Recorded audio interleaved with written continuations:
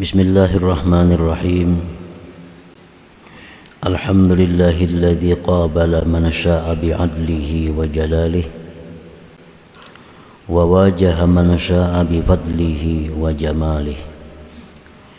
Ashhadu an la ilaha illallah wahdahu la syarika lahu bi dzatihi wa sifatihi wa af'alihi. Wa ashhadu anna sayyidana Muhammadan abduhu wa rasuluhul mu'azzamu bi khalqihi wa akhlaqihi. Sallallahu wa sallama ala sayyidina Muhammadinil mukhtari min ibadihi wa ala alihi wa ashabihi wa dzurriyyatihi wa atba'ihi. Salatu wa salaman daimaini mutalazimaini ila yaumi liqa'ih. Amma ba'du. Yang kita hormati dan kita cintai para habaib dan para alim ulama, guru-guru agama, para muhibbin, hadirin hadirat rahimakumullah.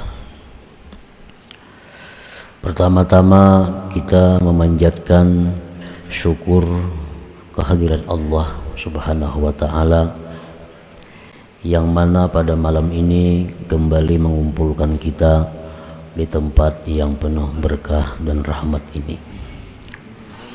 Salawat dan salam kita haturkan kepada junjungan kita Nabi besar Muhammad sallallahu alaihi wasallam dan kepada seluruh keluarga, para sahabat, zuriat dan pengikut beliau sampai hari akhir. Para muhibbin rahimakumullah. Al-hikmatul khamsun minal hikamil ataiyah. Qala al-Imam Ahmad ibn Athaillah As-Sakandari rahimahullah wa nafa'ana bi ulumi.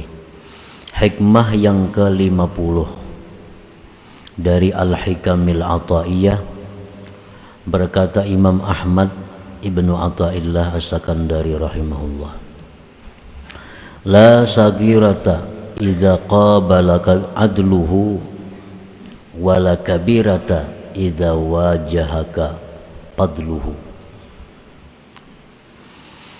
yang artinya tidak ada dosa kecil apabila menghadapi akan engkau oleh keadilan Allah, dan tidak ada dosa besar apabila menghadapi akan engkau oleh anugerah Allah. Di dalam hikmah yang ke-50 ini beliau membahas tentang 4 hal. Yang pertama tentang dosa kecil, yang kedua tentang dosa besar, yang ketiga tentang keadilan Allah, yang keempat tentang kemurahan Allah, anugerah Allah. Jadi 4 perkara ini yang mana beliau membahas. Idza qabalakal haqqu ta'ala bi'adlihi wa jalalihi sarat dzunubukas saghair kabair. Apabila menghadapi akan engkau oleh Allah Ta'ala dengan keadilannya dan kebesarannya, jadilah dosa-dosa engkau yang kecil itu besar.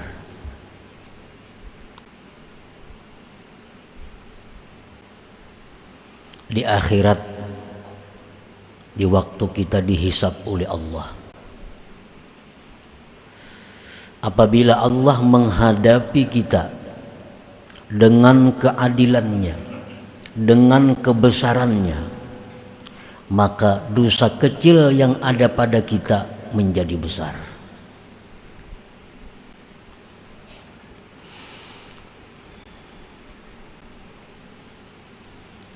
Apabila Allah di hari hisab nanti memperhitungkan amal perbuatan kita, 1 persatu. dihitung dengan nikmat-nikmatnya, dihitung lagi dengan perbuatan-perbuatan jahat kita. Dan Allah tidak akan memandang yang selain daripada itu. Tidak ada mengingat kadada. Maka dosa-dosa yang kecil pun menjadi besar.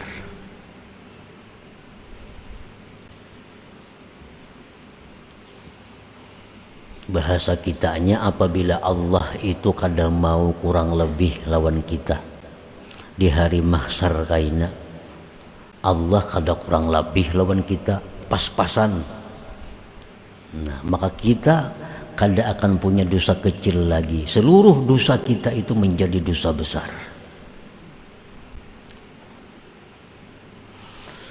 Wa idza wajahakal haqqu ta'ala bi fadlihi wa jamalih sarat dzunubukal kabair sagair bal lam tabqa laka sayyi'ah. Dan apabila menghadapi akan dikau oleh Allah dengan anugerahnya, dengan keindahannya, maka jadilah dosa-dosa besar engkau kecil, bahkan tidak ada lagi dosa bagi engkau. Kalau di hari hisab itu nanti Allah menghadapi kita dengan tajalli kemurahannya, dengan tajalli keilukannya, maka kita tidak ada punya dosa lagi. Seluruh dosa kita hilang, baik dosa besar apalagi dosa kecil, tenggelam di dalam kemurahan rahmat Allah subhanahu wa ta'ala. Nah, tergantung apa kita nantinya di hadapan Allah. Apabila Allah menghadapi kita di akhirat nanti dengan adilnya, dengan kebesarannya, kita akan celaka. Kita akan celaka. Apabila Allah nantinya menghadap kita dengan anugerahnya, dengan kemurahannya, bagaimanapun kita akan selamat. Kita akan dimasukkan ke dalam surganya Allah subhanahu wa ta'ala. Nah, para muhibbin rahimakumullah, banyak di dalam hadis-hadis yang menyebutkan tentang mengingat orang ini, padahal orang kada baik, orang ini membawa dosa banyak, amal salihnya kalah, tetapi Allah mengingat ini anak orang saleh. Nah, Allah mengingat ini anak orang saleh, ini orang dicintai oleh orang saleh, ini orang namanya nama orang saleh, walaupun dia banyak dosa diselamatkan karena mengingat itu. Nah, ini adalah apabila Allah menghadapi kita dengan jamalnya, dengan keelokannya. Tetapi kalau Allah menghisap kita dengan menampakkan keadilannya, kada tahu siapa anak siapa, murid siapa, pokoknya apa yang ada pada dirinya itu yang dihitung. Nah, wa innu kisabil hisab halaka, ujar Nabi kita. Bila mana Allah itu meneliti tentang hisab seseorang, maka orang itu pasti akan binasa. Nah, para muhibbin rahimakumullah, dosa-dosa besar tenggelam di dalam kemurahan lautan maaf Allah. Sebesar apapun dosa kita, habis, kada punya arti apabila masuk dalam lautan kemaafan Allah. Nah, ini kalau Allah menghadapi kita dengan sifat keilukan.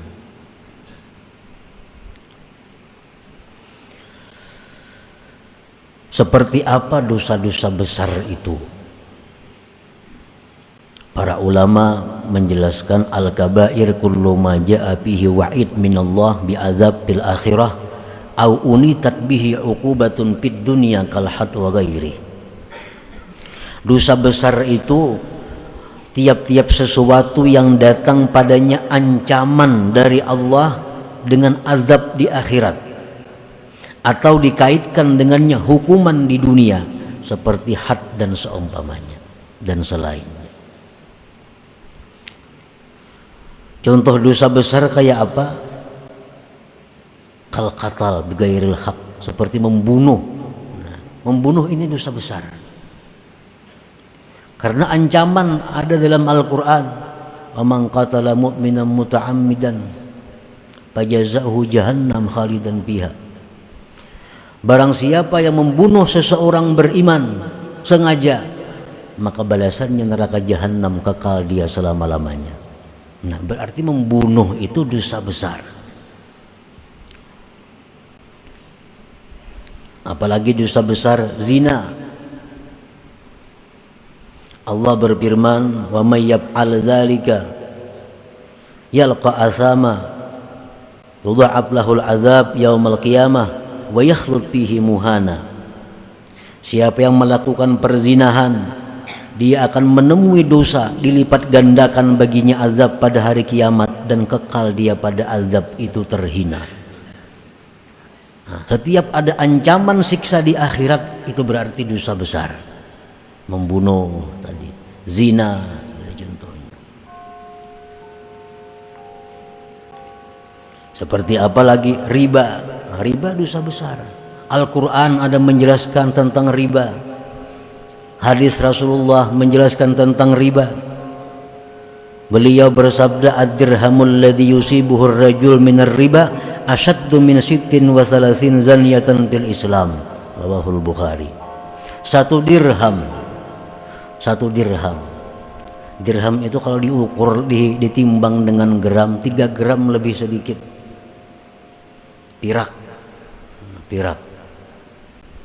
Satu dirham yang seseorang mendapatkannya dari jalan riba lebih bersangatan daripada 36 kali berzina di dalam Islam. Berzina aja macam apa tadi azabnya sudah. Satu dirham, misalnya piraknya itu 20.000 harganya 1 gram, 3 gram 60.000.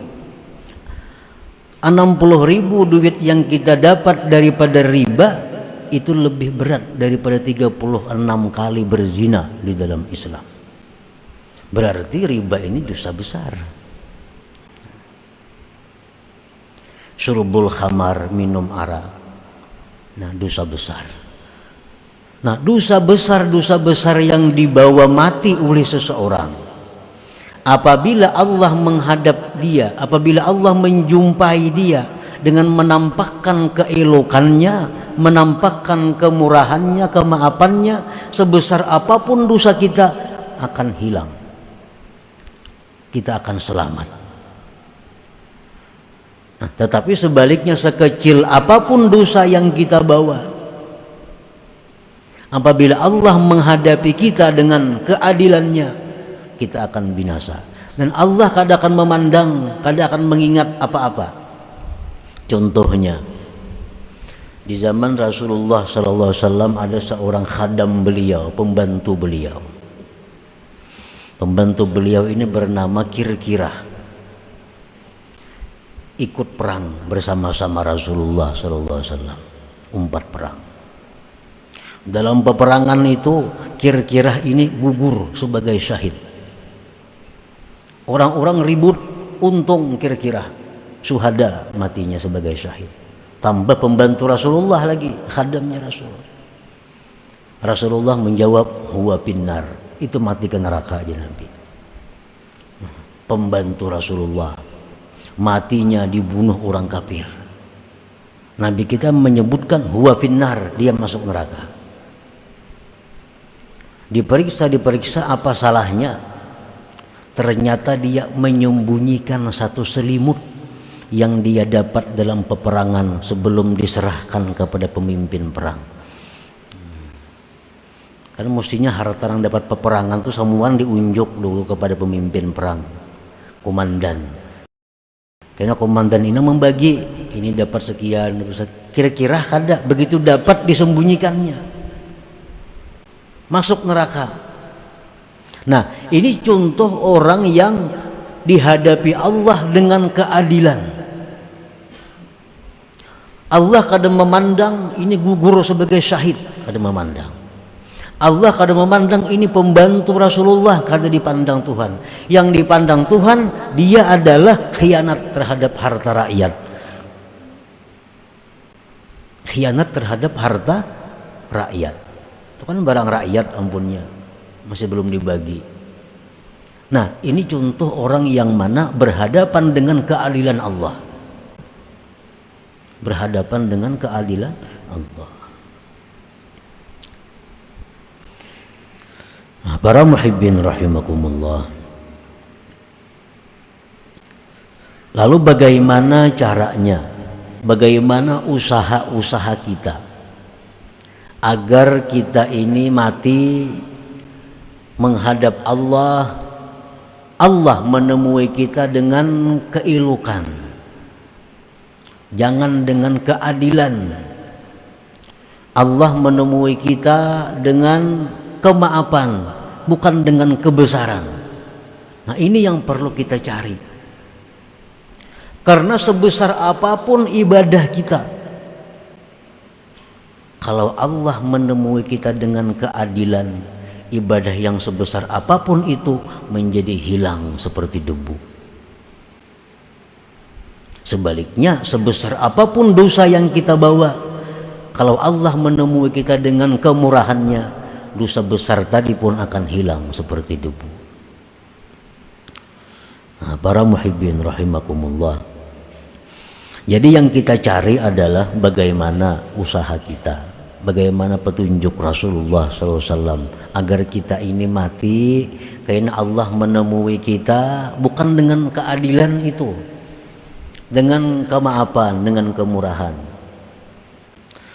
Nah, para ulama menjelaskan, kalau ingin ditemui Allah di akhirat nanti dengan keilukan, dengan kemurahan, amalan yang pertama di dalam dunia ini adalah at-taubah, tobat.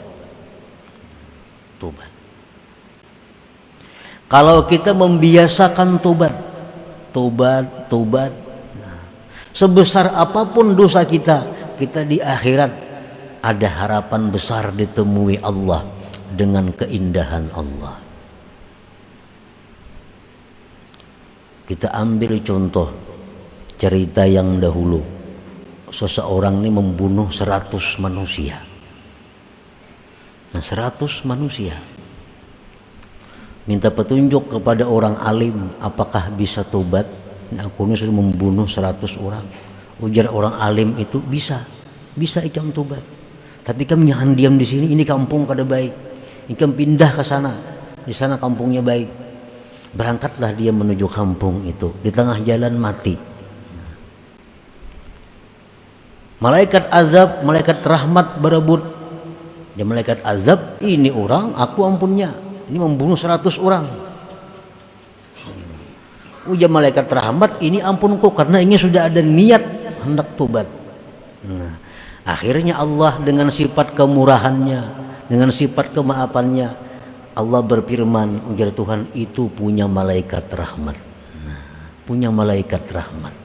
Akhirnya apa? Dibawa oleh malaikat rahmat, dimasukkan ke dalam surganya Allah. Padahal membunuh 100 orang. Kalau Allah menemui dengan keindahan, Allah menemui dengan kemaafan, walaupun 1 juta orang yang kita bunuh, itu akan hilang dalam lautan maaf Allah. Jadi kalau kita hendak Tuhan untuk menemui kita dengan indah, dengan kemaafan, nah dengan banyak pertimbangan-pertimbangan, maka biasakanlah tobat. Satu itu. Yang kedua, agar kita di akhirat itu ditemui Allah dengan sifat keindahan dan kemaafannya, as-sakha, pemurah.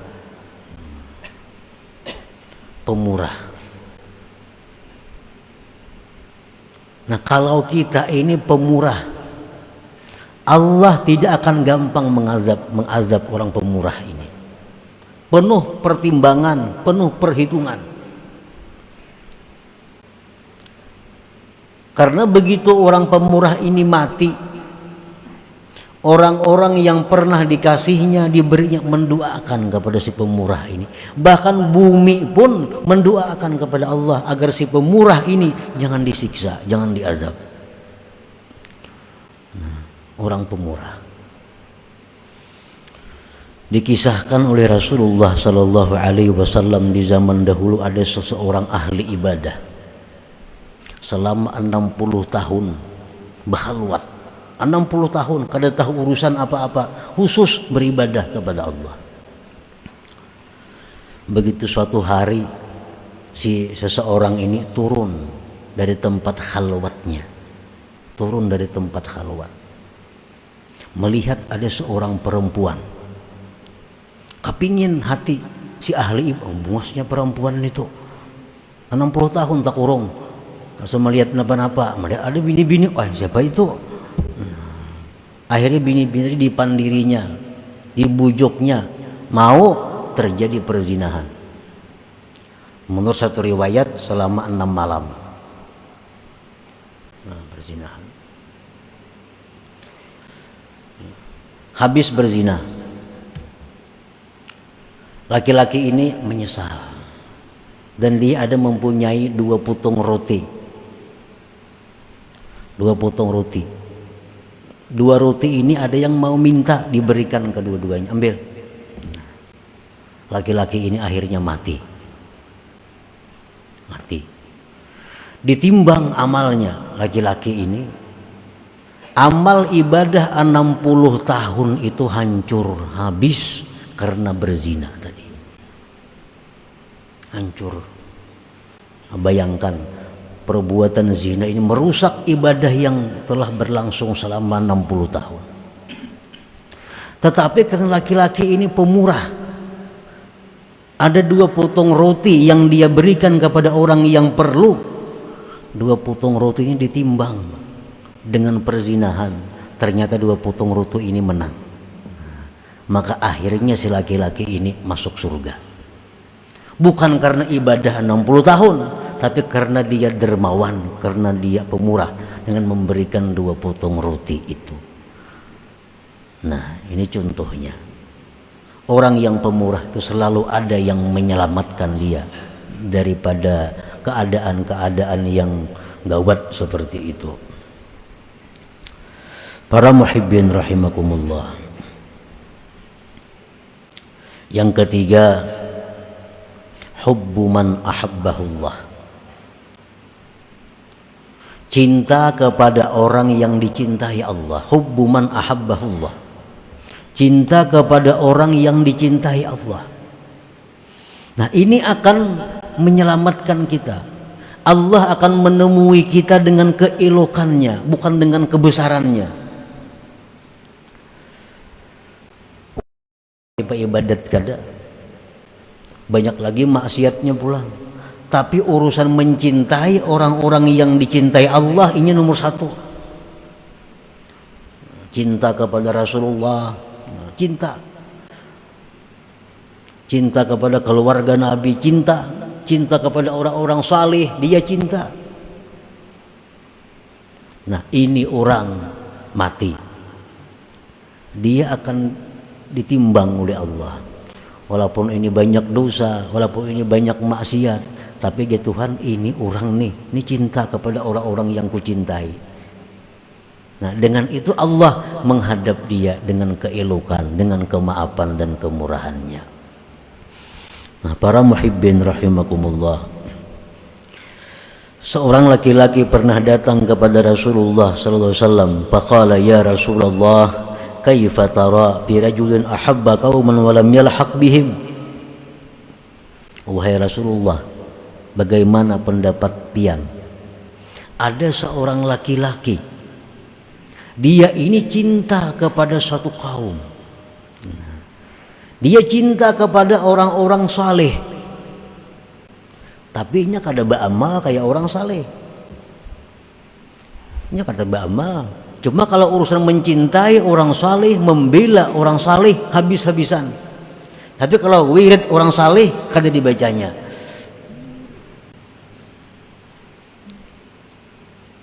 Amalan orang salehnya kada membaca.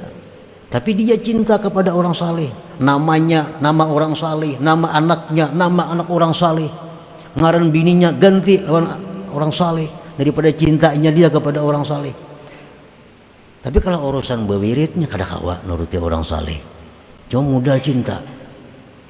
Rasulullah SAW menjawab, almar'u ma'aman ahabba. Ujar Nabi, seseorang itu nanti di akhirat beserta orang yang dia cintai. Yang dicintai ini ke surga, di belakang membundel juga ke surga ini. Almar'u ma'aman ahabba. Seseorang itu beserta orang yang dia cintai, walaupun di dunia amalnya tidak seperti amal orang yang dia cintai itu. Nah, para muhibbin rahimakumullah, jadi membiasakan tobat, bersifat pemurah, cinta kepada orang-orang yang dicintai Allah, ini satu sebab jalan agar di akhirat nanti Allah menemui dengan kemudahan, dengan keindahan, dengan kemaafannya. Nah, selanjutnya yang ke-51, la amala arjudul qulub min amalin ila akhir. Ila hadratin Nabi sallallahu alaihi wasallam, al-Fatihah.